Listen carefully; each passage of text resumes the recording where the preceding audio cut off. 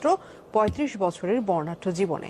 স্বাধীনতা আন্দোলনের অন্যতম সংগঠক ও বঙ্গবন্ধুর ভাগ্নে মনির হাত ধরে তৈরি হয়েছে উপমহাদেশের সবচেয়ে বড় যুব সংগঠন, যার দায়িত্ব এখন তারই জ্যেষ্ঠ পুত্র শেখ ফজলে শামস পরশের হাতে। সহকর্মী আখলাকুস সাফাকে দেয়া একান্ত সাক্ষাৎকারে শেখ পরশ বলেন, ঘরে বাইরে রাজনীতির মাঠে আর নিজের ভেতর এখনো ভীষণ মিস করেন বাবাকে। সারা বাংলাদেশে যেখানেই যাই, বাবার অনুসারী, বাবার রাজনৈতিক সহকর্মী, সহযোদ্ধা, তো বাবাকে তখন খুবই মিস করি। ইন সেন্স যখন বলে যে মনি ভাইয়ের সাথে এই স্মৃতি, মনি ভাই তুমি মনি ভাইয়ের ছেলে, তারা বাবাকে এখনো এইভাবে মিস করে, এইভাবে স্মরণ করে, এইভাবে শ্রদ্ধা করে। তো ওখানে একটা সর্ট অফ প্রাউড বলতে পারেন বা তৃপ্তি বলতে পারেন। সক্রিয় রাজনীতির প্রতি পদক্ষেপে বাবা শেখ ফজলুল হক মনিকে এভাবেই স্মরণ করেন জ্যেষ্ঠ পুত্র শেখ পরশ। বাবার সাথে তার যে সম্পর্ক তা বন্ধুত্বের চেয়েও ছিল কিছু বেশি, তাই এখনো বাবাকে খুঁজে ফেরেন তিনি। বাবা হচ্ছে আমার বন্ধুর মতো, তো ফেরত আসবে এবং আমার খেলার সাথী আমার বন্ধু আমি ফেরত পাবো। বাবা লুকিয়ে আছে কাঁথা মুড়ি দিয়ে বিছানায়, তো ওরকম ভাবে সারা বাসায় খুঁজে তারপর বাবাকে খুঁজে পাওয়া এবং বাবার বুকে ঝাঁপিয়ে পড়ে আদর করা, এটা একটা মধুর স্মৃতি। 1975-এর 15 আগস্ট সপরিবারে বঙ্গবন্ধু হত্যার সময় শহীদ হন শেখ মনি ও তার স্ত্রী আরজু মনি। রক্তাক্ত ওই সময়টা এখনো চোখে ভাসে শেখ পরশের। আমরা দুই ভাই রাতের বেলা বাবা মাকে ধরেই শুয়েছিলাম। সকালে উঠে দেখি যে আওয়াজ, বারুদের গন্ধ সারা রুমে, আমি আই ক্যান স্টিল স্মেল ইট। বাবা মা কেউই সাথে নাই। ছোট ভাইয়ের হাত ধরে সিঁড়ি ঘরে যেয়ে দেখি যে ওখানে অনেক হইচই, বাবা মার বডি এলোমেলো অবস্থায় মাটিতে পড়ে আছে, রক্ত ফ্লো করছে। মা একটু সাড়া দিচ্ছিল, কথা বলতে কমিউনিকেট করছিলেন। মা বলছিলেন পরশ তাপসকে দেখো, আমাকে বাঁচাও, এটসেট্রা। শেখ ফজলুল হক মনি 1939-এর এই দিনে গোপালগঞ্জের শেখ পরিবারে তার জন্ম। ছাত্র অবস্থাতেই রাজনীতিতে সক্রিয় ছিলেন। 62 থেকে 63 পূর্ব পাকিস্তান ছাত্রলীগের সাধারণ সম্পাদক থাকা অবস্থায় নেতৃত্ব দেন হামিদুর রহমান শিক্ষা কমিশন রিপোর্টের বিরুদ্ধে। গ্রেপ্তার হন, জেলও খাটেন 6 মাস। 1965 সালে আবারও গ্রেপ্তার, কারাভোগ করেন 1.5 বছর। 66-র 6 দফা থেকে 69-এর গণ অভ্যুত্থানের থিঙ্ক ট্যাঙ্ক বলা হয় শেখ মনিকে। 70-এর নির্বাচনের ইশতিহারের অন্যতম প্রণেতাও এই নেতা। স্বাধীনতার সংগ্রামে গড়ে তোলেন মুজিব বাহিনী। 1972-এর 11 নভেম্বর তৈরি করেন উপমহাদেশের সবচেয়ে বড় যুব সংগঠন আওয়ামী যুবলীগ। সে সংগঠনের হাল এখন জ্যেষ্ঠ পুত্র শেখ ফজলে শামস পরশের হাতে। শুধু রাজনৈতিক না, একটা সামাজিক সংগঠনও। যুবলীগকে ডেফিনেটলি মানবিক যুবলীগ হতে হবে, ন্যায় পরায়ণতার উপর বিশ্বাসী একটা প্রগতিশীল সমাজ ব্যবস্থা সৃষ্টিতে যুবলীগ সামনের দিকে ভূমিকা রাখবে। রাজনীতির পাশাপাশি সাহিত্য ও সাংবাদিকতায় যুক্ত ছিলেন শেখ ফজলুল হক মনি। আখলাকুস সাফা, যমুনা নিউজ। আমরা আপনার প্রতি একটু দুঃখ প্রকাশ করছি এই দিনে আপনাকে আবার সেই দিনে নিয়ে যাওয়ার। আপনার বয়স কত ছিল তখন? আমার বয়স 5 বছর। আপনার ছোট মেয়ে? 3.5। আপনার জীবনের কঠিন যে সময়টা, আপনারা কিভাবে ওই সময়টা একটু শেয়ার করবেন? জি, অবশ্যই। মা বাবাকে তো আমরা পাই নাই। আমার বয়স ছিল যেমনটা বললাম 5 বছর, আর আমার ছোট ভাই শেখ তাপসের বয়স 3.5। তাই বাবা আমাকে টিপিক্যাল অর্থে মনে করার মতো ভাগ্য আমাদের হয়েছিল না। আমরা সেই ভাগ্যবান সন্তান না যে বাবা মার স্মৃতি রোমন্থন করব, দুই ভাই মিলে তাদেরকে নিয়ে গল্প করব। সেই ভাগ্য আমাদের দুর্ভাগ্যক্রমে হয় নাই। মা বাবার স্মৃতি কথা যদি বলেন, খুব স্পষ্ট বা ধারাবাহিক কোনো স্মৃতি হয়তো ওই বয়সে থাকে না, কিন্তু কিছু খণ্ড খণ্ড ছবি মনের ভিতর স্থায়ী হয়ে আছে। বাবা আমাদের সাথে ঘোরা হয়ে খেলা, মায়ের আদর ও শাসন আমার মনে খণ্ড খণ্ড ভাবে পড়ে। আমি মায়ের নেটা ছিলাম, আই ওয়াজ মামিজ বয়। চোখের আড়াল করতাম না মাকে কখনো। আর সেই মা যে এত দূরে চলে যাবে, কখনো ফিরে পাবো না, সেটা তো কল্পনাতীত, তাই না? রাতে বাবা মায়ের কোলে ঘুমিয়েছিলাম সূর্য ওঠার আগে, আর জানালার কাঁচ ভাঙার শব্দে আমাদের ঘুম ভাঙে। চারপাশে আর্তনাদ, বারুদের গন্ধ, কি তীব্র আতঙ্ক। সিঁড়ি ঘরে মায়ের রক্তাক্ত নিথর দেহের দৃশ্য মন থেকে মুছে যাবার না কোনোদিন। আমার মায়ের জ্ঞান ছিল, তিনি বাঁচতে চেয়েছিলেন। আমার চাচিকে বলেছিলেন, ফাতু আমাকে বাঁচাও, পরশ তাপসকে দেখো। ওই রাতে আমরা দুই ভাই যে কি হারিয়েছি তা বোঝার বয়স তো আমাদের ছিল না। শুধু মনে আছে এক চরম অনিশ্চয়তা আর আতঙ্কের মধ্যে আমরা দুই ভাই একে অপরের হাত ধরেছিলাম শক্ত করে। 3.5 বছরের ছোট ভাই তাপসের হাত ধরে সেই কঠিন সময় পার করার যে অলিখিত বন্ধন এবং অব্যক্ত প্রত্যয়, তা ভুলবারও না, ভাষায়ও প্রকাশ করা যায় না।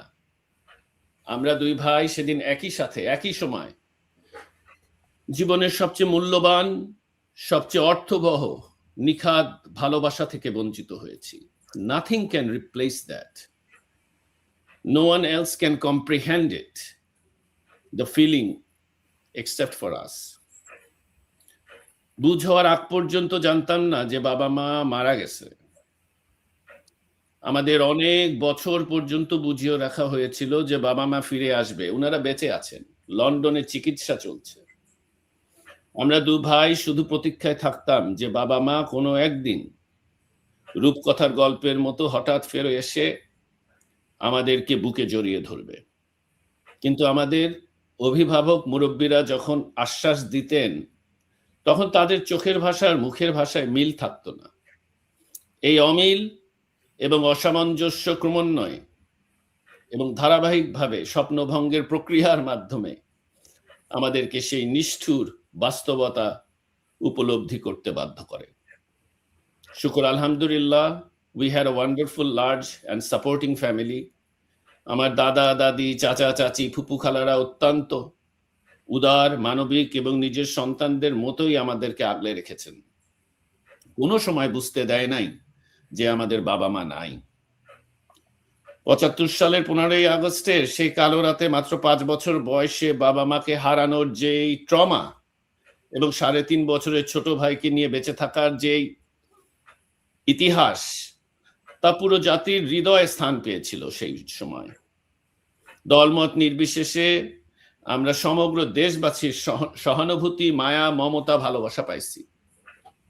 আমরা বাবা মার আদরের সবচেয়ে প্রোটেক্টেড পরিবেশ থেকে এক মুহূর্তে ছিটকে পড়ে সবচেয়ে অনিরাপদ এবং ভালনারেবল একটা পরিস্থিতিতে অবতরণ করছিলাম 75-এ, যার কোনো প্রকার দায় দায়িত্ব কিন্তু আমাদের ছিল না। Simply put, we were innocent victims. সেই কারণেই আমরা মানুষের ভালোবাসা পেয়েছি, বেনিফিট অফ ডাউটস পেয়েছি, সমবেদনা, সহানুভূতি পেয়েছি অল অ্যালং। 5 বছর বয়সটা তো আসলে এমন একটা সময় যখন একটা শিশুর চারপাশের পৃথিবীটা কেবল গড়ে ওঠার শুরু করে। মাকে কখনো আমরা চোখের আড়াল করতাম না, তিনিও কখনো আমাদেরকে চোখের আড়াল করতেন না। সেই মাকে তো আমরা আর খুঁজে পাইনি। কিন্তু ওই রাতের পর থেকে আমাদের চেনা পৃথিবীটা যেভাবে এক মুহূর্তে ওলটপালট হয়ে গেল, সেই অনুভূতিটা কিন্তু আজও স্পষ্ট। এরপর তো বাবা মার ভালোবাসার অভিজ্ঞতা আমাদের আর নাই। 10 বছর বয়সের শিশুদের বাবা মার সাথে ভালোবাসা, মায়া, মমতা, মহব্বত কেমন হয়, আমরা সেই অভিজ্ঞতা থেকে বঞ্চিত। আমাদের শিশুকাল, কৈশোর, তারুণ্য, আমাদের আকিকা, আমাদের স্কুল, কলেজ, বিশ্ববিদ্যালয়ের গণ্ডি পার হওয়া, আমাদের গ্র্যাজুয়েশন, কনভোকেশন, আমাদের বিবাহ, আমাদের সফলতা, আমাদের ব্যর্থতা, সবকিছুতে পিতামাতার শূন্যতা অনুভব করি। এই পরিণত বয়সেই বা মা বাবার সোহাগ কেমন হয় আমরা বুঝি না, জানি না। জীবন চলার পথের প্রত্যেকটা বাঁকে আমরা তাদেরকে খুঁজি, তাদের মায়া মমতার স্পর্শ খুঁজি। আজকে যখন পেছনে ফিরে তাকাই তখন মনে হয় সে 5 বছর আর 3.5 বছরের দুইটা অবুঝ শিশু যে সব হারিয়ে আজ এত দূর আসতে পেরেছি, মানুষের ভালোবাসা পেয়েছে, এটাই বা কম কি? এটা তো কোনো স্বাভাবিক ঘটনা না, বরঞ্চ একটা প্রায় অলৌকিক ব্যাপার। বাবা মার স্মৃতি আছে আমাদের অস্তিত্বে, আসলে তাদের রেখে যাওয়া আদর্শে, যা আমাদের বেড়ে ওঠার প্রেরণা ছিল। আপনার বাবা মা সেদিন তো 32 নম্বরে ছিলেন না, আলাদা বাড়িতে ছিলেন। জি, আজকে কি মনে হয় যে যেহেতু উনি বঙ্গবন্ধুর খুব ঘনিষ্ঠ ছিলেন, তিনি আওয়ামী লীগের উত্তরসূরি হতে পারেন, এইসব কারণে আপনার বাবা মাকেও হত্যা করা হয়েছে? হ্যাঁ, এবং তার তো একটা রাজনৈতিক বর্ণাঢ্য রাজনৈতিক ক্যারিয়ার ছিলেন। 61-62 শিক্ষা আন্দোলন, তারপরে তার ওই 60-এর দশকে তার ভূমিকা, সব মিলিয়ে তিনি তো একটা হত্যাকারীদের টার্গেট ছিল ডেফিনেটলি। এবং সে কারণে আমার মাও অনেক ওয়ারিড থাকতেন সবসময়, আমার দাদিও ওয়ারিড থাকতেন দ্যাট অ্যান্ড দেয়ার মানে একাধিকবার অ্যাটেম্পটসও নেওয়া হয়েছিল তাকে মেরে ফেলার। তো সে কারণে আমরা সবসময় সবাই চিন্তিতই থাকতো, এবং সেটাই সেই দুঃস্বপ্নের জিনিসটাই ঘটলো। আপনি যদি অনুমতি দেন মার কথা একটু বলি এই পর্যায়ে। আমার মা আদর্শ এবং আমার বাবার দেশপ্রেম আমাদেরকে তাড়িত করে, আমাদেরকে উজ্জীবিত করে, আমাদেরকে আমাদের নীতি নৈতিকতায় স্থির রাখে। আমার মা গান গাইতে অনেক ভালোবাসতেন, আমাদেরকে ঘুম পড়ানোর সময় গাইতেন আঞ্জুমানা বেগমের সেই বিখ্যাত ঘুম পড়ানি গান, খোকন সোনা বলি শোনো, থাকবে না আর দুঃখ কোনো, মানুষ যদি হতে পারো, এই কথাটি মনে রেখো, দুঃখী জনের সহায় থেকো, আনকোট। বিভিন্ন প্রতিকূলতার মধ্যে মানুষ হওয়ার সেই নিরন্তর চেষ্টা চালিয়ে যাচ্ছি ভাই। যেন ঘুম পড়ানি এই গানের মধ্যে মা জীবনের মূল আদর্শ এবং উপদেশ রেখে গেছেন। কিন্তু মা দেখতে পায় কিনা জানি না, খুব ইচ্ছা করে বুঝতে যে মা কি দেখতে পায় যে আমরা তার আশা আকাঙ্ক্ষার প্রতিফলন ঘটানোর চেষ্টা করছি। মার রেখে যাওয়া সেই চিন্তার আলোকে আমি মানুষ হওয়ার চেষ্টা করেছি, লেখাপড়া শেষ করার চেষ্টা করেছি। আমার বাবা মা দুজনেই লেখাপড়ার উপর প্রচুর আগ্রহ ছিল, দুজনেই ঢাকা বিশ্ববিদ্যালয় থেকে MA পাস। মার MA পরীক্ষার ফল তার মৃত্যুর পর বের হয়, সেলিম কাকার রেজাল্ট নিয়ে আসে ঢাকা বিশ্ববিদ্যালয় থেকে। সে অনেক পরে দেশে ফেরার পরে, নির্বাসন থেকে আমরা দেশে ফেরার পরে। এই ধরনের রাজনৈতিক হত্যাকাণ্ডের আসলে ভাই অনেক সুদূর প্রসারী এবং বিস্তৃত বিরূপ প্রতিক্রিয়া থাকে, সমাজে বিরূপ প্রতিক্রিয়া থাকে। আমাদের পরিণতি কিন্তু ভিন্ন হইতে পারতো। আমি প্রতিশোধ পরায়ণ হতে পারতাম, বকে যেতে পারতাম, ভুল পথে যেতে পারতাম। ভাগ্য ভালো, পারিবারিক শিক্ষা ছিল যে ন্যায় নীতি এবং আইনের শাসনের উপর সব সময় আস্থা রাখার চেষ্টা করছি। অন্যের সন্তানকে নিজের সন্তান মনে করে শিক্ষকতা করেছি 2 যুগ ধরে। আমি নাকি আমার সন্তান তুল্য ছাত্রদের হত্যা করেছি। আমি আজকে যেটা হয়েছি আমাদের পারিবারিক মূল্যবোধ এবং আন্তরিকতার জন্যই হয়েছি। আমার গড়ে বেড়ে ওঠাটা সংগ্রাম ছিল বটে, কিন্তু প্রকৃতপক্ষে সংগ্রাম তো করতেই হয়, সমাজ গড়ার সংগ্রাম। এখন সংগ্রাম হলো দেশকে বাঁচানোর সংগ্রাম। আজকের যে সংগ্রাম, দেশকে রক্ষা করার সংগ্রামে আজকে আমরা অবতীর্ণ। জীবনে আজকের যে আপনার সংগ্রাম, যেটা আবার একটা দুর্যোগ, সারা শুধু আপনার পরিবারের বিরুদ্ধে না, আপনার সারা বাংলাদেশের বিরুদ্ধে। এবং আপনি যেহেতু ওই সময় যে বঙ্গবন্ধু পরিবার যেমন টার্গেট ছিল, আপনারা পৃথিবীর কোনো প্রান্তেই যে নিরাপদ না, এটা কি বুঝতে পারেন? আমরা আসলে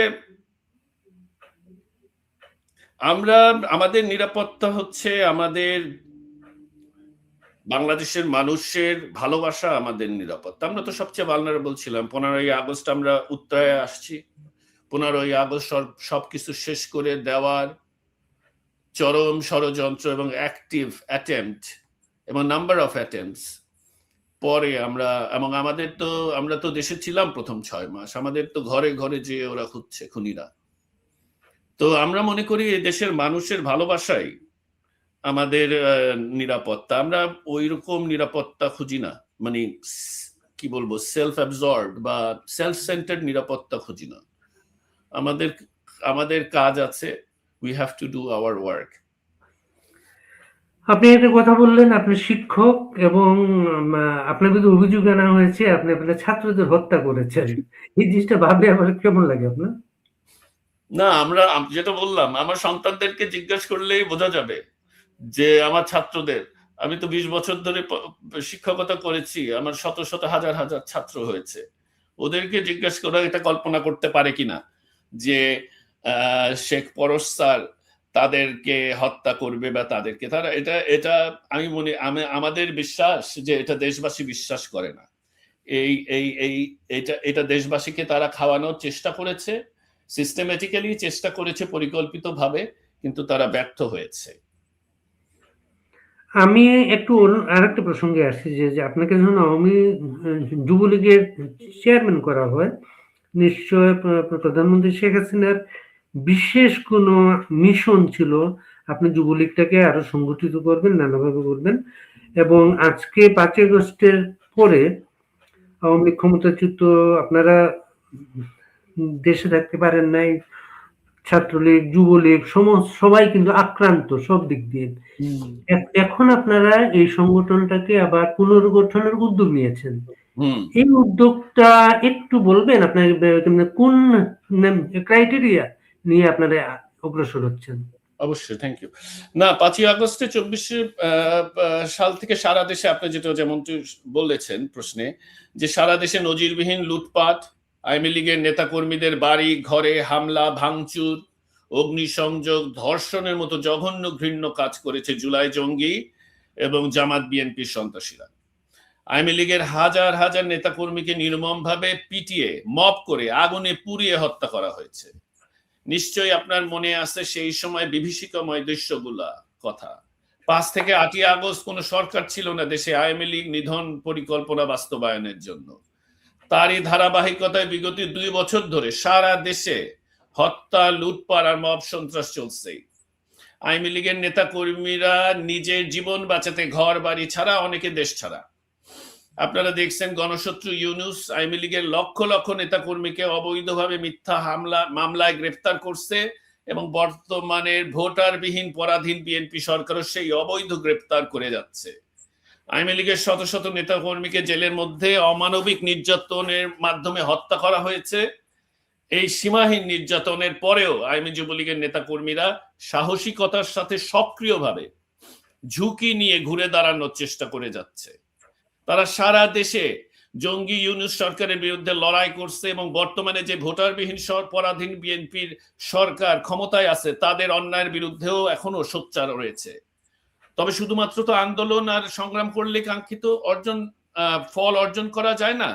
2024 সালের আগস্টের ধাক্কা সামলে আবারও রাজপথে পুরোদমে সক্রিয় হতে হলে সংগঠনকে ঐক্যবদ্ধ এবং সাংগঠনিকভাবে আরো শক্তিশালী হইতে হয়, এর কোনো বিকল্প নাই। রাজপথে আওয়ামী যুবলীগকে আরো শক্তিশালী করতে ইতিমধ্যে বেশ কিছু আমরা পদক্ষেপ নিচ্ছি, যেটা আপনি ইঙ্গিত দিলেন। যেসব জেলা, মহানগর, উপজেলা, থানা, ইউনিয়ন, ওয়ার্ডে কমিটি নাই, সেখানে কমিটি গঠনের নির্দেশনা দেওয়া হয়েছে। বর্তমানে যারা ক্রাইটেরিয়ার কথা বললেন, বর্তমানে যারা রাজপথে জীবনের ঝুঁকি নিয়ে সক্রিয় রয়েছে, ত্যাগী পরিশ্রমী হিসাবে পরিচিত, কমিটিতে তাদেরই মূল্যায়ন করা হচ্ছে। পাশাপাশি যারা গ্রেপ্তার হয়েছে তাদেরকেও পদায়ন করা হবে, এবং খোঁজ খবর সংগঠনের মাধ্যমে নেওয়ার চেষ্টা করা হচ্ছে।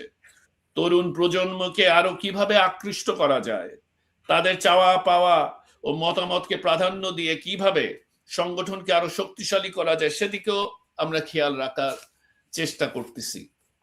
লাস্টলি বলবো, রাজপথের কর্মসূচির সাথে সাথে আওয়ামী যুবলীগ সামাজিক যোগাযোগ মাধ্যমে আপনারা দেখতেছেন সক্রিয় রয়েছে। রাষ্ট্রনায়ক শেখ হাসিনার উন্নয়নমূলক কর্মকাণ্ডগুলো সাধারণ মানুষের কাছে আমরা পৌঁছে দেওয়ার লক্ষ্যে পোস্টার লাগানো, লিফলেট বিতরণের কার্যক্রম করতেছে যুবলীগ সারা দেশে।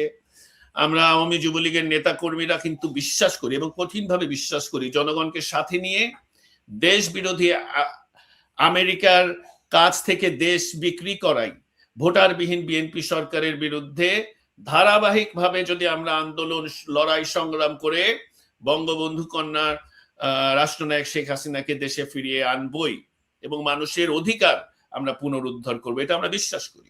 আপনাদের কাছে তথ্যটা কি? যুবলীগের কত নেতাকর্মী গ্রেফতার হয়েছেন, প্রাণ হারিয়েছেন? গ্রেফতার হয়েছে অগণিত, আর গ্রেফতার হওয়ার তো চলমান প্রক্রিয়া।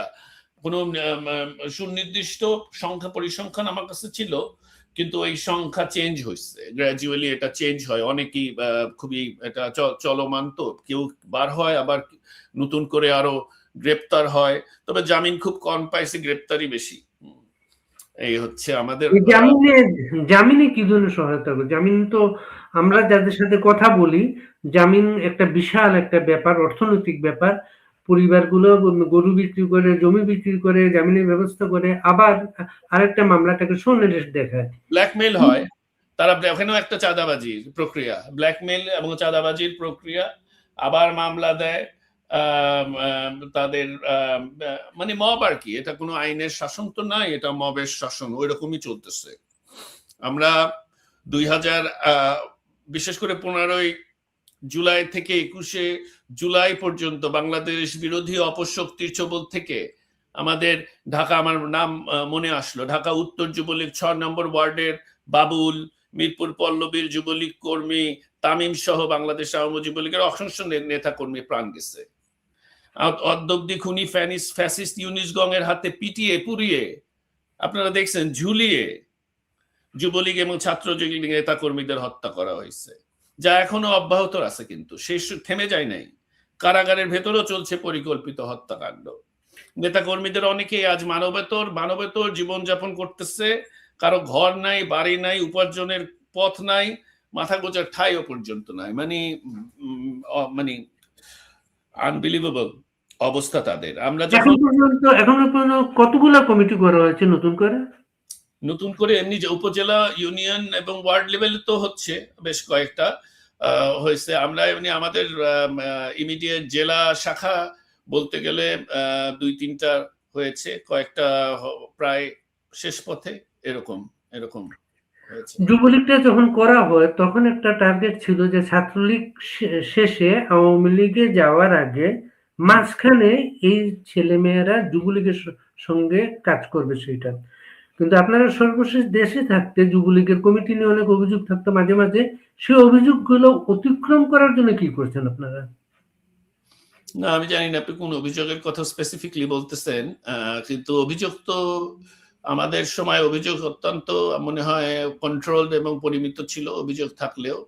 তো অভিযোগ তো এরকম একটা গণমানুষের সংগঠনে আনতে পারে, কিন্তু সুনির্দিষ্ট অভিযোগ কেউ দিতে পারে নাই so far as I know.